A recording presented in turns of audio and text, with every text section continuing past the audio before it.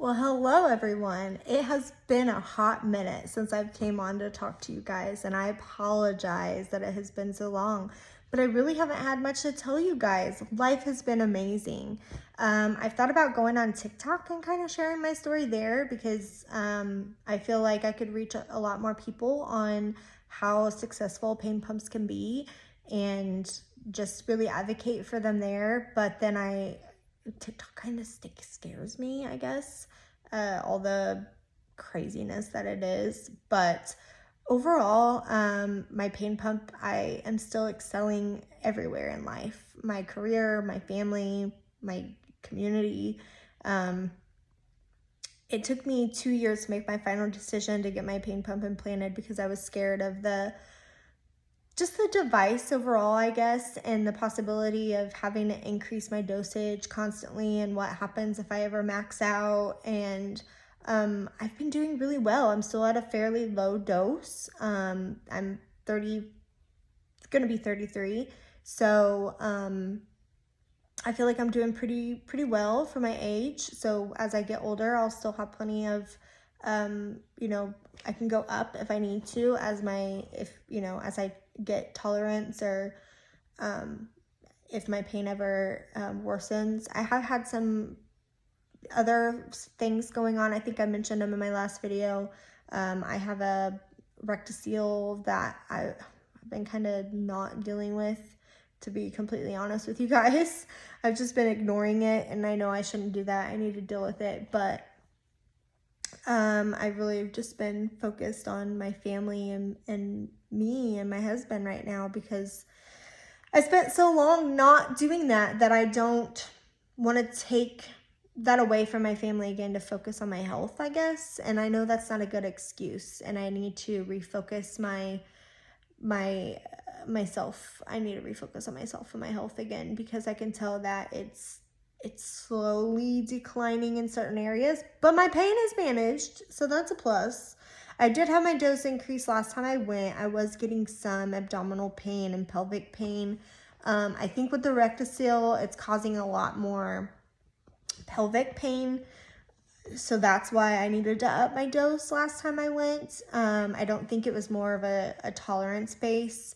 I did have the conversation with my pain management doctor about it's very noticeable that your medication loses its I forget the wording that they use, but like it's not as strong as time goes on. So like because I have such a low dose, my medication lasts like 6 months in my reservoir. So I decided I'm starting to come in at 4 months for refills because by my 6 months that I was going in for my refill, I could really feel my pain because my medicine got stale basically. And so I could feel that pain. But other than that, I feel like things are going really well. And I just don't understand why more providers and why they're not jumping on this opportunity, because it's seriously life-changing. Like, it changed my life. And I know that not every patient would be a candidate for it, but for those of us that need and deserve to have life given back to us due to pain, I don't see why anyone would not do this. And I wish back then they would have given me the opportunity to talk to other patients, or had a phone list of patients that, hey, call this patient and talk to them and really get their opinion. And that's kind of why I started making these videos, because I wanted to see where I was at in my headspace before my surgery, after my surgery, where I was years later, and so that people that are making these decisions had something to look at and see. I know immediately after my surgery, I really struggled. And a lot of that was because of that. I lost my spinal fluid and had that spinal headache.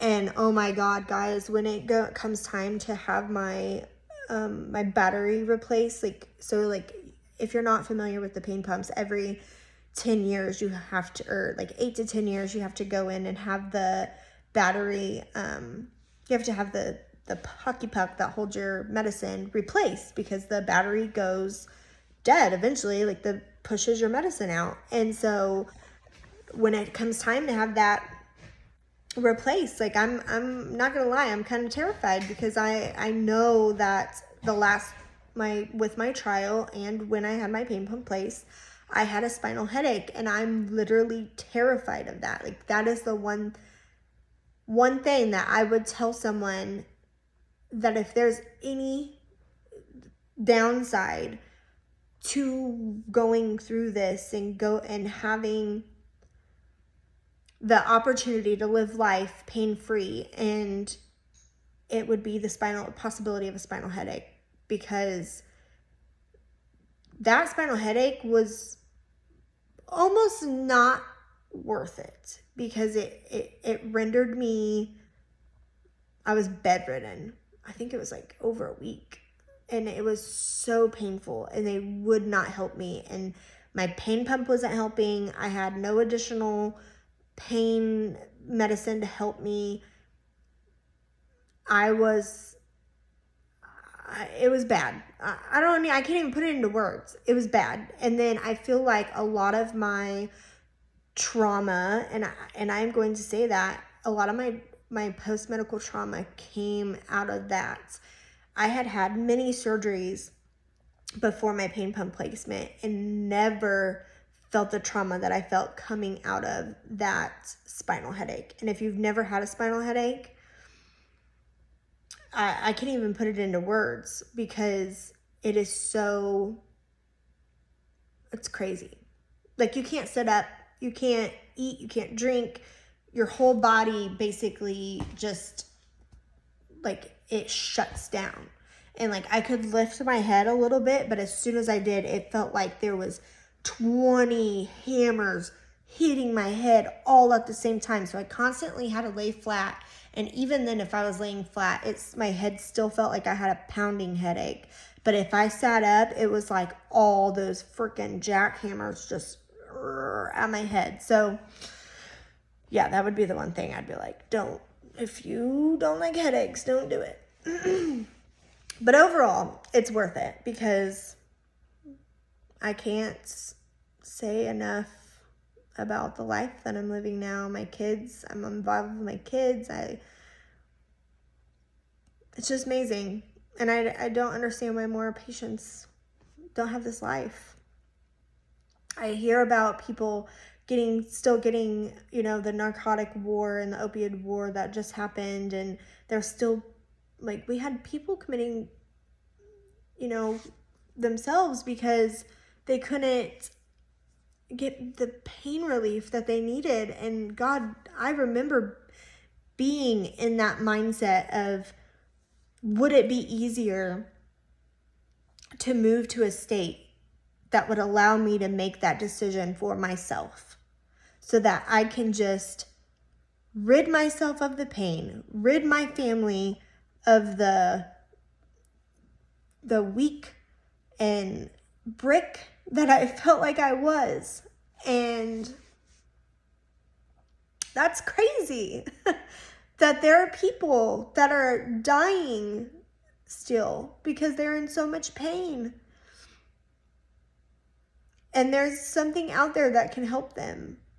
And I know that it doesn't help everybody. I've seen your guys' comments. I've seen them where you had the pain pump and it didn't help. And I'm so sorry for you that it didn't help you. And I'm not sure why it didn't help you. Sometimes I wonder if it's tolerance. Like, maybe, and I've heard, like, I've heard there's research studies now, like, about the right medication for the right person and how your body metabolizes it. And, like, maybe they didn't have the right medication in there for you. Maybe it was just your tolerance was too high for the pump. I don't know why it didn't work for you, but for the people that it may help and to not try it, that's just insane to me. Because I remember laying in bed. I remember the days thinking, today's the day that it might be easier to just call it quits.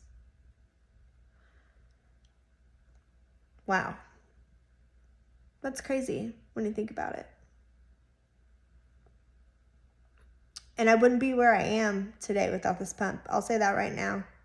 Like, you know, when you hear people credit people in their lives, like, I wouldn't be where I am because of my mom or because of whatever.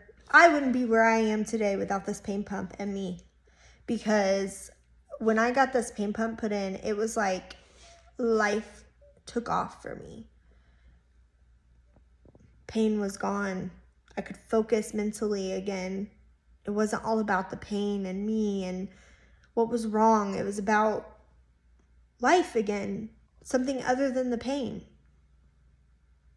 There are days now where I forget to call and schedule my appointments for my refills, and then I'm like, oh yeah, I gotta do that. I would have never have done that before. Never. I was always on top of my appointments. My doctors hated me, because I was always in there calling in the office. My PCP now is probably like, what happened to her? He probably thinks I died for all he knows. Who knows? It's crazy. Anyways, I didn't have much to say, but I said a lot. So that's it. I hope you guys are doing well. Hope you guys are having the best days that you can. Stay pain-free. Stay advocating for yourselves. Stay healthy.